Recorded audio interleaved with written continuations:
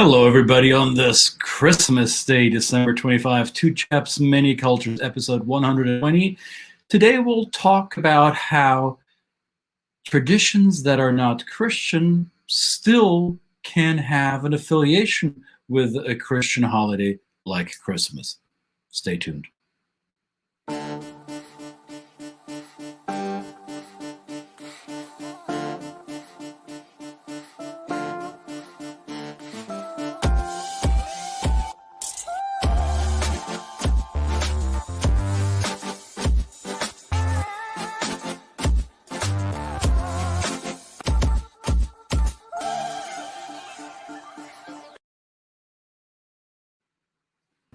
Merry Christmas, everybody.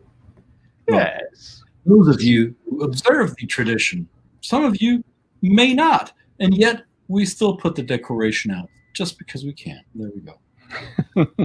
Absolutely. How are you, mate? Merry Christmas.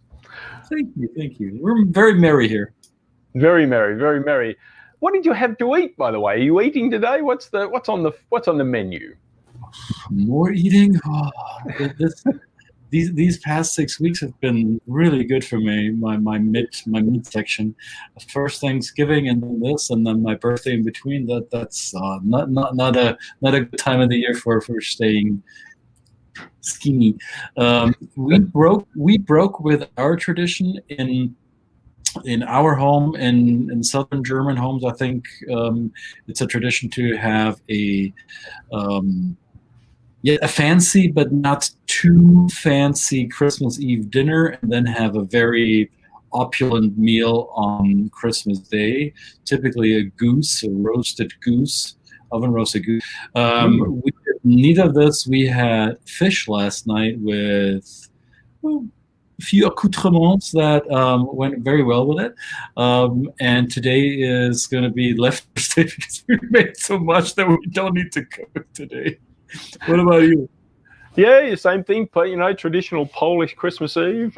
We decided to support a local restaurant here and ordered the food in earlier, and it was really great. Traditional Polish restaurant, traditional Polish fare. So it was, quite a nice little small, low-key Christmas, of course, for this year, as everybody is doing. And yes, we have plenty of leftovers too. We certainly overserved ourselves when it comes to, but in good cause. Very good local Polish restaurant here. But food is something that connects us to this holiday, and different people eat different things at Christmas, but it is, and of course, we can point to different Christmas traditions around the world, Christian traditions. As you mentioned, eating fish, we do that here, the Polish tradition as well. So we eat no meat, and it actually is enforced for the whole day. But there are, what are people that don't practice, who are not of the Christian faith? They still obviously may take the day off because nobody else is going to be working. And so what would they do? So this has come out. We're interested that there is a lot of traditions, and we're going to talk about one today, where Jewish people in the early 20th century were drawn towards Chinese food as a way of still gathering people around, not necessarily celebrating the holiday as a Christian in the Christian tradition, but getting people around a set of fare which has many different, or gave them many different opportunities to eat around a table, a shared table, and Chinese food does that. I mean, I think Chinese food does that for all of us, doesn't it? Well, to a certain degree, yes, and I found it interesting to hear about this because I never heard of this tradition, Chinese food in Jewish families on Christmas, because it's a very North American Jewish tradition. It is not observed, not to my knowledge at least, in other parts of the world where there's bigger pockets of Jewish population. And I think that there's many different roots to this tradition that shaped in the early 20th century, as you said. First of all, Chinese people, most of them are not Christians, so they didn't celebrate Christmas. Jews didn't celebrate Christmas. Well, and if you want to go out to eat, or if you want some food and don't want to cook it yourself on Christmas, your options will be limited in North America. So Chinese restaurants were open, and Jews saw themselves going there. I also heard from my Jewish friends that when the Jewish immigration wave came from Europe from the late 19th century into the 1930s, a lot of these European, Central Eastern European Jewish families wanted to present themselves as affluent or as middle class or striving towards fulfilling the American dream. And Chinese food served two purposes. A, it gave them this idea of cosmopolitan. Oh, now we're in this new world in America, and look here, we have Asian food.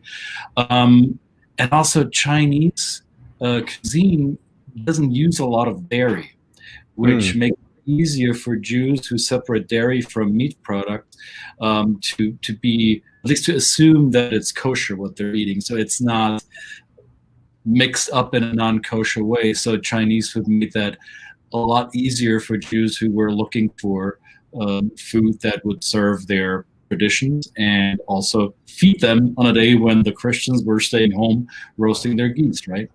Yeah, or whatever. Yeah. And there's a great podcast I listen to called the China History Podcast, and there's a string of episodes, I think it's 5 or 6 episodes, where they talk about the Jewish refugees from, some of the Jewish refugees from Lithuania coming to China, being kind of given asylum of sorts in Shanghai. And then some of those families actually moved to the US. So I guess it probably would have been quite good for them, to turn up in a country that is still foreign to them, be embedded in their culture of Judaism, but also then surprisingly finding that we're coming to a place where where people are already eating Chinese food. This is an interesting that was mentioned in that episode, and it got me into exploring this topic because this is a stereotype. There's kind of a stereotype. We live not far from a very large Jewish community here, and the stereotype is always Chinese food for the Jewish community. But so, as all stereotypes, there is some truth to it. The other part about it was interesting to find out to find out about that, and I'm not sure. I don't see this in the Polish cuisine tradition so much.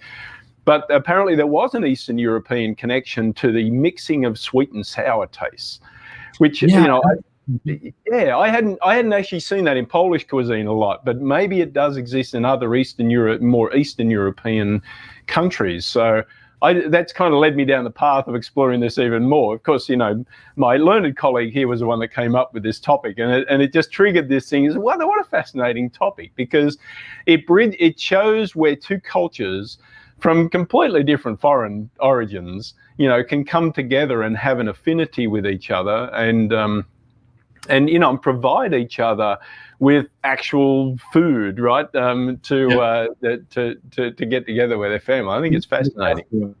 And I'm so happy that we have an audience who can corroborate what these two middle-aged goyims are talking about, because my friend David Israel said, yes, we do.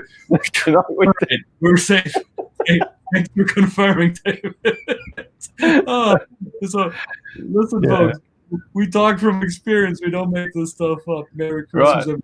Now, there's another thing that I think is super interesting, especially as we talk about Jewish traditions that are Central European, because as most of you know, the Jewish faith consists of several tribes. One of them, the Central European tribe, that of the Ashkenazi, and the majority of Jewish people you find in North America are either descendants of or belonging to the Ashkenazi tribe or to the Sephardic tribe, which is more the Mediterranean, Iberian Peninsula, maybe Northern African tribe. And their food traditions have mixed with those in Europe for centuries, right? So I come from the Alpine region of Europe, and there's a baking tradition that is typical for around Hanukkah. It's this braided yeast bread called challah, right? Oh, yeah. And I saw it yesterday. My wife and I went to the market, to the farmer's market here, to get our supplies, our groceries for Christmas. And sure enough, in the baking section, huge loaves of challah. And I thought, Hanukkah is already over. I guess they just kept baking it, all right? And my wife, and as do many people in southern Germany, and I would argue in Austria, Switzerland, maybe even northern Italy, have that same baking tradition. I'm not sure, maybe in Poland and Czech Republic they Yeah. do as well.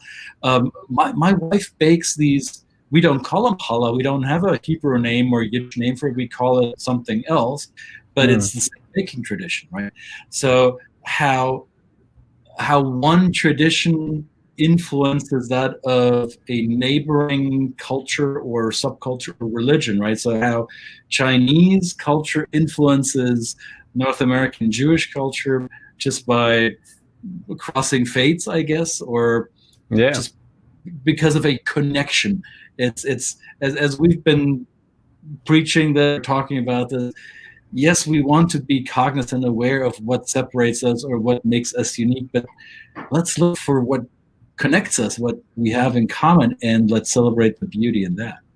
Yeah, absolutely. I mean, and this is an example where two of these cultures kind of found each other and served each other in many ways, whereas some of the early communities in the boroughs of New York where this kind of originated, there was Italians opened restaurants for Italian, people, so each kind of subculture kind of gathered together and opened up restaurants for each other. But the Chinese came along, looking for, and of course they bought their cuisine, but there probably wasn't a large degree of Chinese people there that were so they were kind of a as you say before, this is something that was maybe seen as a little cosmopolitan. You could express that you've made it, and now you're eating outside of your culture. It's a bit of sophistication, something like that.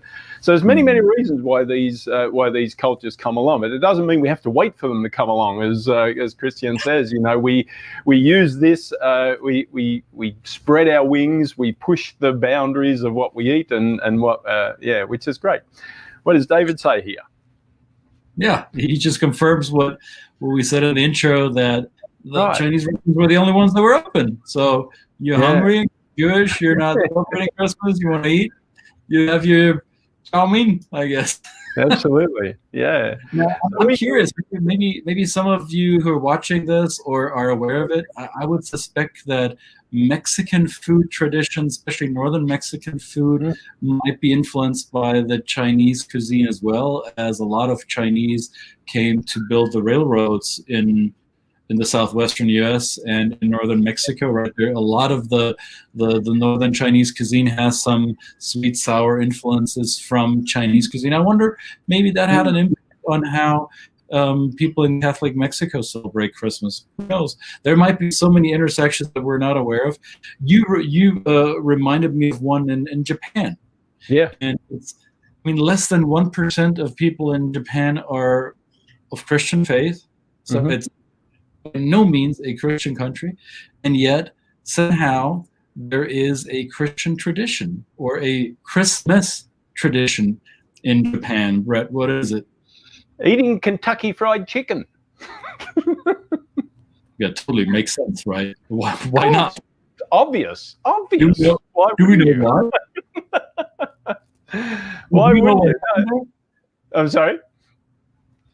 I believe it was the rebuilding through the U.S. after World War II, when the country was still trying to regain its foothold, and U.S. fast food became wildly popular in the 50s and 60s in Japan, and at some point KFC seized the opportunity, I guess, to brand itself as the Christmas meal. And I've heard from people in Japan that they line up for hours outside of KFCs to get their Christmas buckets.